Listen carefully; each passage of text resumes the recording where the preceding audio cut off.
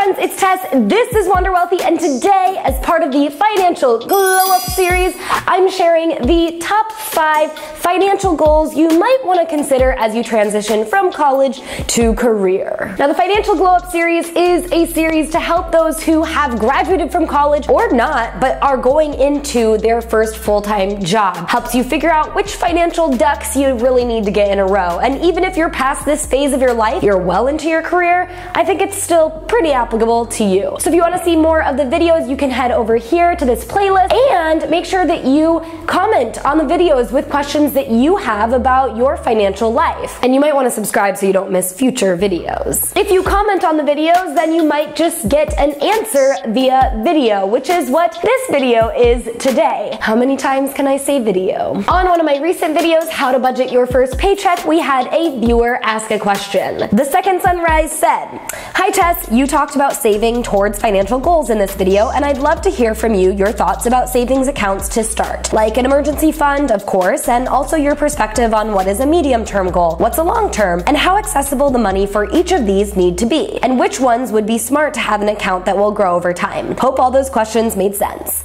Absolutely, The Second Sunrise, thank you so much for your question. It is a loaded one, but I'm willing to take a stab at it. In order to answer this question, it's a little bit difficult, so I decided to pick my 5 most, recommended financial goals that I would personally have when I'm making that transition from college to career, and tell you what sort of savings vehicles you would want to tie to those goals, because different financial goals require different savings vehicles. But before I dive in, I do need to make the disclaimer that this is for general informational purposes only. Use this video as education, but not as personalized financial advice. I don't know you, you don't know me. You should probably talk to a professional, a financial professional, before you decide to go implement these exact goals that I'm going to mention. However, I think that this is a good kind of rule of thumb that you could follow, and maybe it will apply to you.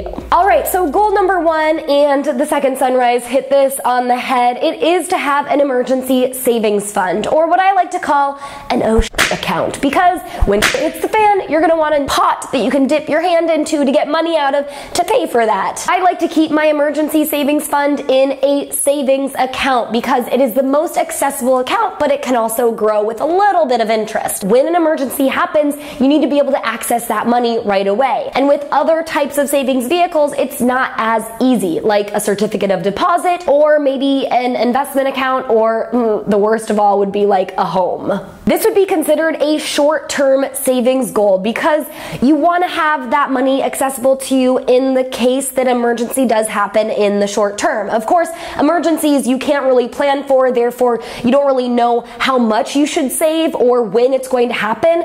But like I said, it could happen in the short term, it could happen in the long term. You just want to have that money accessible to you, so I do consider it a short-term savings goal, and because of that accessibility, you keep it in a savings account. All right, now that we beat that horse to death, let's talk about goal number 2, which is probably less predictable, but it is to try to be as debt-free as possible. Now, a lot of people wonder if they should pay off debt or they should invest, and whether they can do it at the same time, which the answer is yes. But if you want more information on that, go to this video up here. With that said, getting out of debt as much as possible, especially any high interest debt like a credit card, this is a really smart goal for you to have. And it's a savings goal because you're saving yourself a lot of money on future interest payments that you might have to pay. Get yourself a plan, watch my debt reduction training, and get out of debt ASAP, because you'll free up so much money that you can put towards other future savings goals that you would rather have than debt. All right, goal number 3 is to think short term. So not just your emergency savings fund, but what else do you want to achieve within the year? And most likely, what's going to be an inevitable expense that you're just gonna pay for that you might as well start saving for? This is something I talk a lot about in my signature program, the Money Program,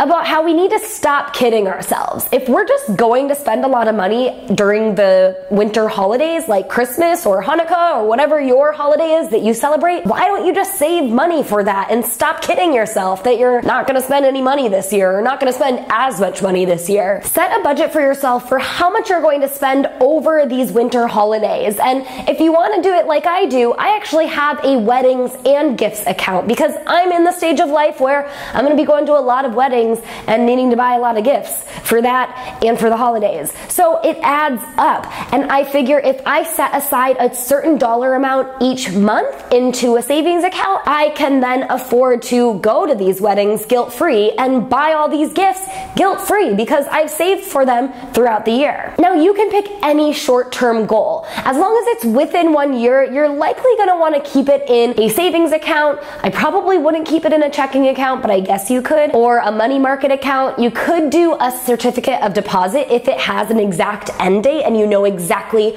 when you're going to need that money. But you also have to have that money up front, so it's a little bit more complicated. Regardless, short-term goals within 1 year and sometimes within 2 years, you really want to have in the most accessible accounts out there for you, which are the accounts that are generally provided by your bank. Goal number 4 is a medium-term goal, and for some people that might be a wedding or maybe cash flowing a new to you used car or even a down payment. So medium-term goals are those goals that are between 2 years and anywhere from 7 to 15 years. They're goals that you can take a little bit more risk on, but not entirely. So it's really up to you on where you end up saving the money for these goals. Let's say that you want to get a new to you used car within 3 years. Well, maybe you save some of that money in a savings account and the other in a very low risk investment fund. That's up to you, but you can do whatever you want. Just know what that end number is and make sure you're staying on pace with that savings goal. And just know that if you do the investment route, you're taking a bit more risk, but you could potentially get a little bit more return than the 1% or whatever around there that you're gonna see by saving in a savings account. The magic of compound interest doesn't play as largely in saving for medium-term goals because you just don't have as much time